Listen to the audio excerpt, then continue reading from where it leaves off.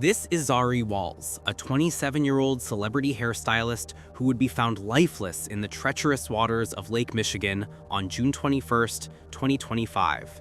The Chicago Fire Department pulled her unresponsive body from the waves after she fell from a rented yacht during what was supposed to be a rare afternoon of celebration with friends.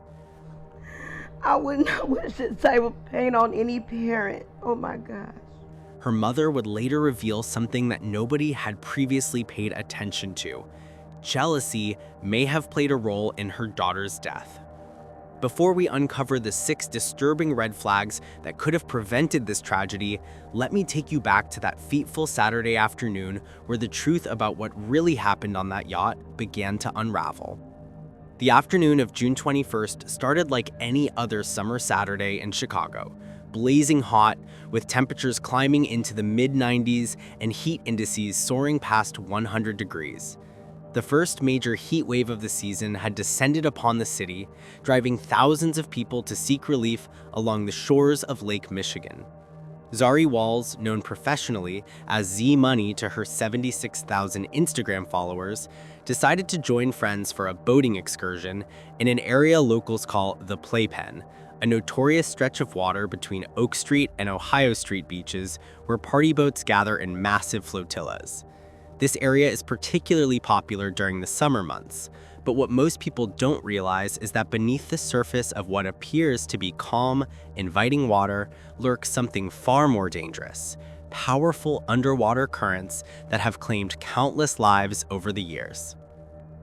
Video footage captured Zari in a bikini, her smile radiant and genuine, as she lounged on the bow of the yacht, her body moving rhythmically to the music pulsing through the boat's speakers.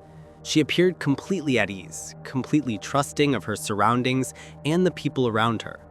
But there was something critically absent from this picture-perfect scene, something that would ultimately prove fatal. Zari was not wearing a life jacket. Even more troubling, those who knew her well revealed that Zari didn't know how to swim. The day's events unfolded against the backdrop of Black Yacht Weekend, an annual celebration that began in 2020, bringing together Black professionals from across the country for chartered boat parties and lakefront festivities.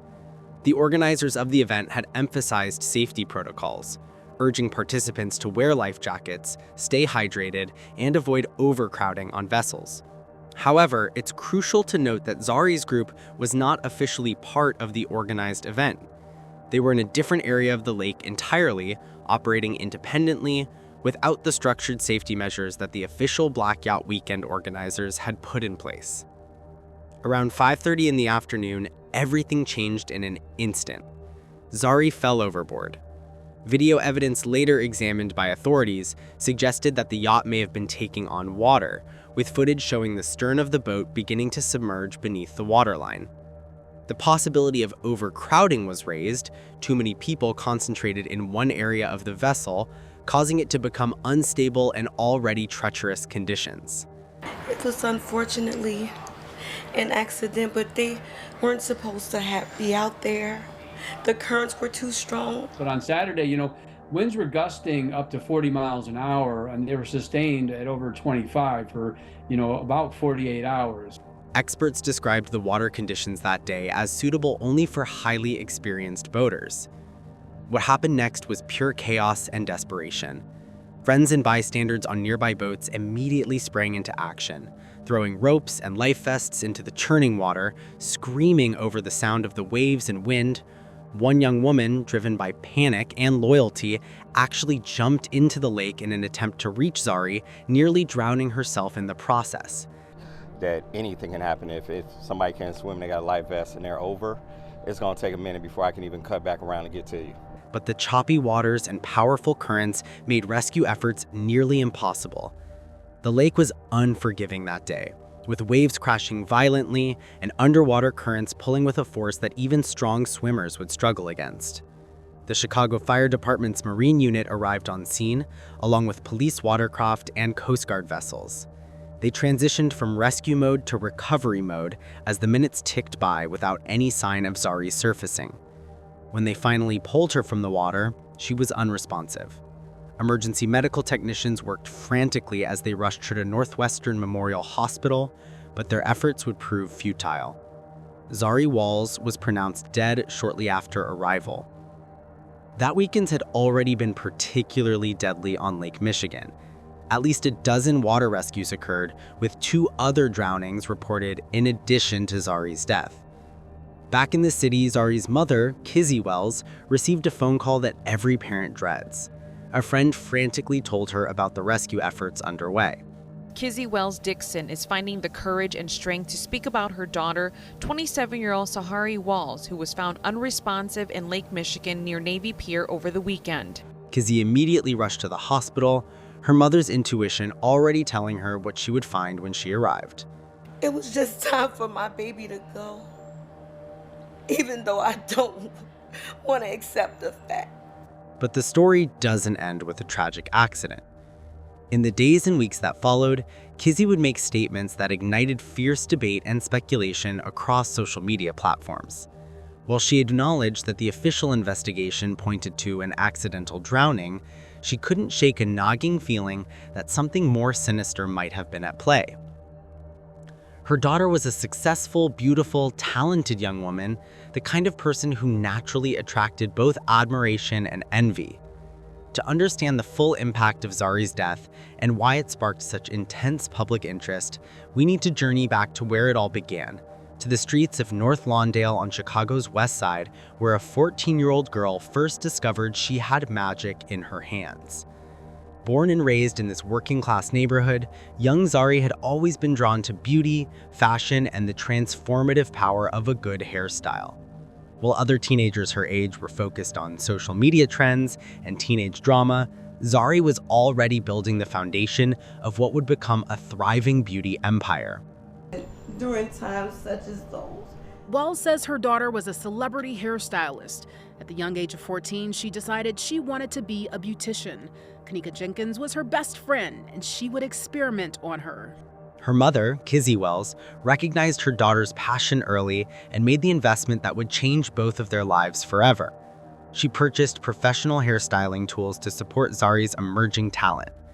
Kizzy would later describe her daughter's gift as having a magic hand for hair, an almost supernatural ability to take someone's vision and bring it to life through braids, weaves, cuts, and color. She would do different styles on her head to test. She was like the tester of the different styles. Kenneka Jenkins became Zari's living canvas, her guinea pig for every new technique, every bold style idea, every experiment with color and texture. As the years progressed, Zari's reputation grew exponentially. Word of mouth spread through Chicago's beauty community about this young stylist who could work miracles with hair. She began taking on more and more clients, eventually handling 10 to 12 appointments daily, an exhausting schedule that spoke to both her talent and her incredible work ethic. She established Z-Style Suites, her own salon space, and began cultivating a significant social media presence. On Instagram, under the handle @ZariDesStylist, she amassed 76,000 followers who tuned in to see her latest creations and followed her journey as she traveled to different cities for high-profile gigs. Zari described herself professionally as a beautician to the rich and famous. And this wasn't mere bragging. She had the client list to back it up. Celebrities, influencers, and Chicago's social elite sought out her services, willing to pay premium prices and wait weeks for an appointment slot. She moved into a condo in Chicago's medical district, a symbol of how far she had come from her North Lawndale roots. Her life was characterized by constant hustle, traveling for work, building her brand, and maintaining the level of excellence that had made her name synonymous with quality in Chicago's competitive beauty scene. But beneath this glittering success story lurked a shadow that would never quite fade: the mysterious death of her best friend, Kenneka Jenkins. On September 9, 2017, Kenneka attended a party at the Crowne Plaza Hotel in Rosemont, Illinois. Kenneka was found in a walk-in freezer at the hotel, her body frozen solid, on September 10th. The official cause of death was ruled as accidental hypothermia, exacerbated by alcohol and medication in her system. But the circumstances surrounding Kenneka's death were so bizarre, so seemingly inexplicable, that many people, including internet sleuths, conspiracy theorists, and even some in her own community, refused to accept the official narrative. Surveillance footage from the hotel showed Kenneka wandering the hallways alone, appearing disoriented and confused before disappearing from view. How did she end up in a walk-in freezer? Why didn't anyone notice her absence sooner? Why did her friends seem to have conflicting stories about that night? These questions sparked a firestorm online, with TikTok videos with millions of views claiming she had been pushed or murdered by jealous friends. Zari became instantly tied to this continued speculation. Wells says Jenkins invited her daughter to the party at the Crown Plaza in Rosemont, but she declined. This detail would haunt Zari for the rest of her life. Kenneka had invited her best friend to the party that night. If Zari had gone, would the outcome have been different? Would she have noticed Kenneka's condition deteriorating? Would she have prevented her from wandering off alone? If my baby would have been there with Kenneka, it wouldn't have happened. But God has an expiration date, so we don't have no control over it. The grief that Zari carried after Kenneka's death was profound and permanent.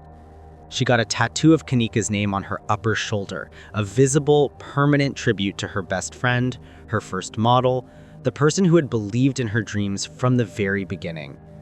She spoke about Kenneka in interviews, kept her memory alive on social media, and carried the weight of survivor guilt that often accompanies losing someone so close under such tragic circumstances. Kenneka's family eventually filed a $50 million wrongful death lawsuit against the hotel, alleging negligence in security, maintenance, and response to the emergency. In August of 2023, the case was settled for $10 million, with Kenneka's mother, Teresa Martin, receiving over $3.7 million. Some people claimed they could hear Kenneka saying "help me" in audio from that night. Others insisted that her friends had killed her over a debt or some other dispute. Investigators thoroughly examined these claims and found no evidence to support any foul play. But that didn't stop the speculation from continuing to swirl online. We will get to the bottom of it. We will only go to where the facts lead us. In the immediate aftermath of Zari Wall's drowning, the Cook County Medical Examiner's Office began their investigation, identifying drowning as the likely cause of death while waiting for complete autopsy results. Chicago police detectives interviewed witnesses, examined video footage from that day, and analyzed the physical evidence from the boat and the rescue scene. Their preliminary findings all pointed in the same direction. This was a tragic accident, a perfect storm of dangerous conditions, poor decision-making regarding safety equipment, and the unforgiving nature of Lake Michigan's waters. Authorities found no indication of foul play, no evidence that anyone had intentionally harmed Zari or pushed her into the water. Some of the people on the boat commented on Facebook that they shouldn't have been on the water in the first place. But official investigations and public perception don't always align, and the court of social media had already reached a very different verdict.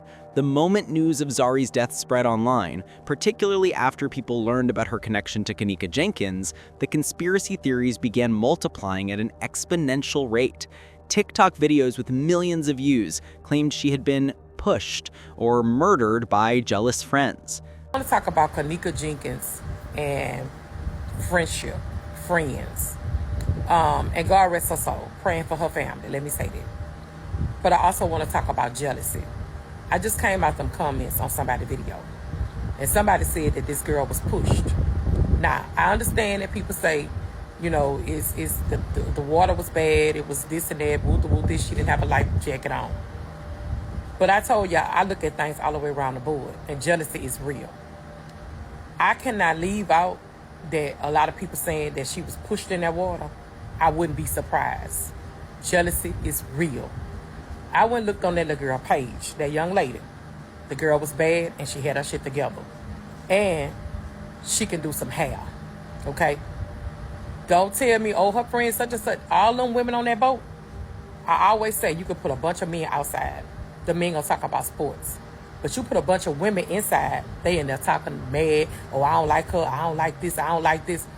Women are jealous-hearted just women are just jealous-hearted, straight up. I wouldn't be surprised if somebody did try to push her to embarrass her, and that girl fell off that boat and lost her life. Jealousy is something that women need to prey on. It's okay to give another woman her flowers and her credit. You doing your shit. You look good. I love your hair. I always speak on it. And I get tired of people saying, oh, I ain't got a jealous bone in my body. A lot of people carry jealousy. Even if you got a little bit of it, you might have jealousy. But you snap out of it and know that whatever they doing, I can do the same thing too. Whatever God doing for them, He could do for me. But some people let their jealousy become evil and envy. You know what I'm saying? Where they allow on your name, talk bad behind you talk behind your back, have other people against you for no reason. You know what I'm saying? So y'all be careful with them type of friends. Now, I'm not saying that's what happened to her, but I won't leave that out. There's a possibility that could have happened to her. Hugs and love. Y'all be blessed. Stay prayed up, okay? The parallels were indeed striking, at least on the surface. Both Zari and Kenneka were young black women who died during social outings with friends. Both deaths initially appeared mysterious, with questions about what exactly had transpired in the crucial moments before tragedy struck. In one particularly revealing statement, Kizzy said something that would be quoted and re-quoted across social media platforms. A lot of people saying that she was pushed in that water. I wouldn't be surprised. Jealousy is real. Women are jealous-hearted. Teresa Martin, Kenneka's mother, also recorded a video tribute to Zari shortly after learning of her death. Her words carried the weight of shared grief, of two mothers forever linked by the loss of their daughters under circumstances that the public refused to accept as simply accidental. "My heart goes out to you for what happened to your baby. It breaks my heart," Martin said, her voice thick with emotion. The tragedy sparked concrete action beyond grief and speculation. Alderman Stephanie Coleman introduced an ordinance in July of 2025 that would mandate life jackets for all Chicago boaters while out on the water. The proposed legislation aimed to name the ordinance in memory of Zari, ensuring that her death would lead to systemic change that could save future lives.